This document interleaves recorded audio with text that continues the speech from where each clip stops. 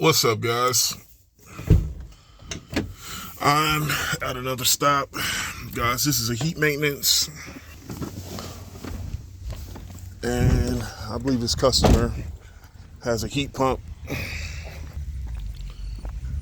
And I don't think anything major was going on here. I think maybe a cat or a contactor, one or the other, got replaced last summer or probably 2 years ago. But I think this customer has like one of those Dave Lennox signature series heat pumps. You know, those big ass outside, those big ass heat pumps. You guys will see once I get inside. But guys, I'm gonna start first inside. I just got here. I gotta get, as a matter of fact, I think this customer has 4-inch media filters, but I'm gonna double check. But guys, let me get everything set up inside. I'll see y'all in a little bit. What's up, guys? I'm downstairs, and look at this. Customer already had a brand new filter inside here.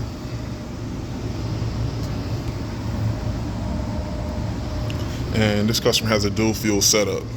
By the way, dual fuel means you got a furnace inside and you have a heat pump outside. This is the best setup you can have in Pennsylvania. Granted, as long as you have propane or natural gas at the residence, this is definitely what you want. And right now my supply is burning hot, so let me turn this off and let's open up this furnace. I'll see you in a little bit. So I got everything open, and this is a Lennox 96% 2-stage gas furnace.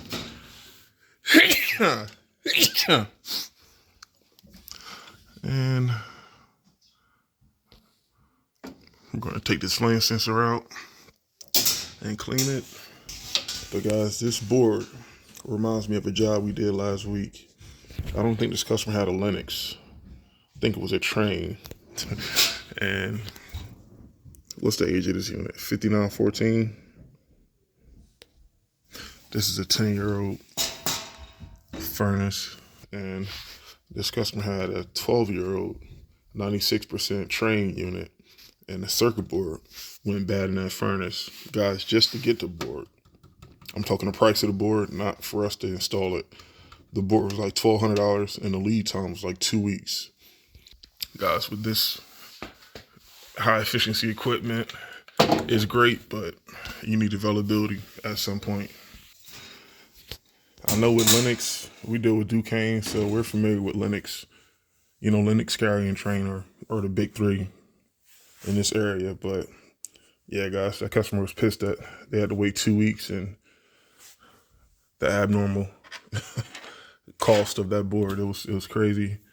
And I even tried calling the Johnstone to figure out if we can put in like a universal, but with that furnace, we had to go OEM just due to the connections and everything that was on it. But yeah, guys, I always tell customers, I'm not talking 16 SEER, I'm talking like high efficiency, 96% plus and, 17 plus SEER AC. You want to keep everything as clean as possible inside. You want to keep the filters clean, and outside you want to keep all your electrical components clean, because guys, once these boards starts to act up, you're going to have a bunch of issues, and cost and availability is not going to be in your control, unfortunately. So we always want to inspect and keep everything as clean as possible with circuit boards, whether it be in a furnace or the condenser or heat pump. But yeah, let me clean the sensor, and everything else looks good. I'm gonna check that igniter too. I'm gonna check that for ohms. And this customer has a condensate pump in the back of the furnace. I'm gonna check that to make sure that works, and we're gonna rock out and go outside. But let me get this squared away. I'll see you in a little bit. And my apologies. I actually thought this is natural gas. I didn't look at the sticker on the gas valve. This is propane. I don't think they have natural gas in this neighborhood, so a lot of customers probably have electric heat kits and heat pumps, but this customer has propane, so as you see that, They got the LG PS hooked up and the sticker, but I got water in my condensate pump. I just poured half a bottle of water in that pump. That pump looks good. I know we came out this past spring to check that, so that pump is still in good condition. But I just cleaned the flame sensor. What I'm gonna do is put this bad boy back, put the doors on, and yeah, guys, we're gonna go outside and take a look at that heat pump. I'll see y'all when I get out there. Peace. I'll see you in a little bit. All right, guys, my furnace kicked on. That customer has a Nest thermostat too, so it was a time delay that I had to wait for when I turned the switch on at the furnace. And this is what I was telling y'all with this Dave Lennox. Actually, no, this isn't the Dave Lennox. This is just the Lennox Elite. But this looks very similar to the Signature series. Like, you guys hear that sound? You see how it goes away when I push on it? That tells me that this unit is in balance.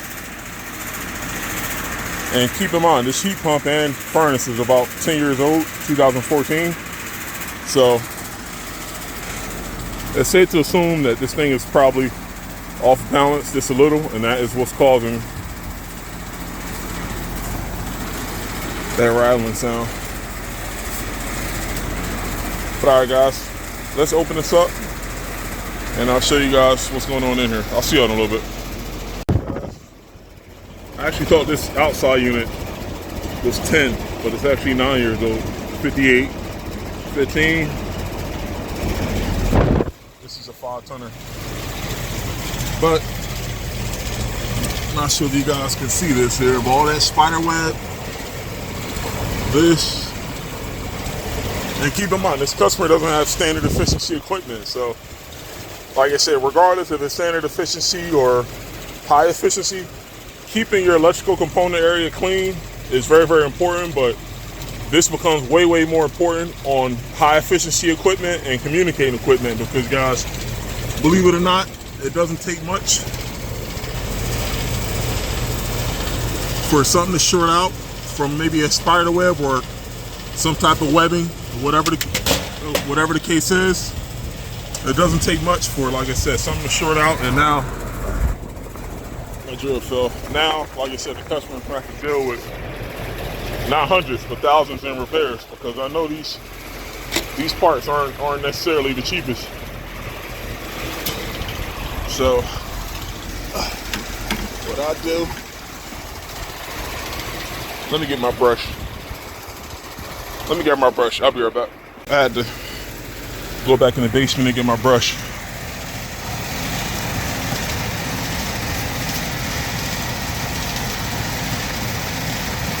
Yeah, we certainly want to clean that defrost board off, clean everything off, and it looks like the contactor is what I was referring to earlier as far as what was replaced recently. But what I'm going to do is, after I clean everything, what I'm going to do is I'm going to test this defrost. And my testing pins are right there. You guys see where it says 100, 269. Right below it, you see test. That is where I'm going to put my screwdriver. But I'm going to test the defrost, check both capacitors. I know my contactor is okay. And most importantly, guys, I didn't have to put my gauges up to check refrigerant pressure, so, because my suction line is already warm. And yeah, guys, and like I said, we already came out here this past spring, or this past summer. We already hosed down the coil. And the only other thing is, I would probably recommend, it looks like this customer is getting the chimney worked on. I would just recommend them putting the board over the unit and maybe pulling the handle off this heat pump to make sure that no debris or nothing pokes a hole in that coil. But yeah, as far as the condition of this unit, everything's rocking and rolling. This customer has been using us now, I want to say, for at least 3 or 4 years, cleaning this unit out. So part of what we do in the summer or the springtime is we pop the top and we clean the electrical coil. We clean all the debris and twigs out of this unit. But remember, this is a heat pump, so this unit runs all year round.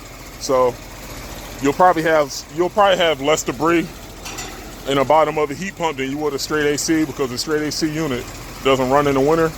And sometimes, like I said, it's worth it to cover straight AC units, but just to give you guys the rundown of what's around this heat pump. If this customer had a straight AC unit, since a tree is like right next to this unit, I would recommend covering it. But once again, you don't have to cover a heat pump since these units run year round.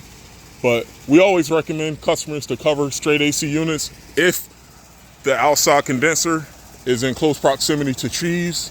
Because, you know, like I said, in a few months, all these leaves are going to fall and it'll be on the ground. And not only leaves, you're going to have twigs and debris. So it's always a good preventative thing just to cover straight AC units. But with heat pumps, you don't have to do much with them besides getting them, you know, cleaned and serviced. And from that point, like I said, you'll know if you're in good condition heading into the winter. So, all right, guys, let me get to it. Once again, this customer has a dual fuel setup, 96% two-stage propane Lennox furnace. And then they have the matching, I think it's a 14-seer heat pump out here. Everything's clean inside with the furnace. Filter's clean. The sensor didn't look too bad. I cleaned that. I'll talk a little bit about the circuit board. And out here, this heat pump is still in good condition. I know this customer has 2 capacitors out here. Eventually, I definitely only want to see 1 instead of 2. But the only thing we did out here is put the new contactor in. I think this had to have been either last summer or 2 years ago. I think maybe some insects got inside that old contactor coil and shorted it out. So, but yeah, guys, besides that, this unit is rocking and rolling. I'm gonna get to testing that board, test the caps, and I'm gonna head to the next call. Peace out. I'll see y'all on the next one. Peace.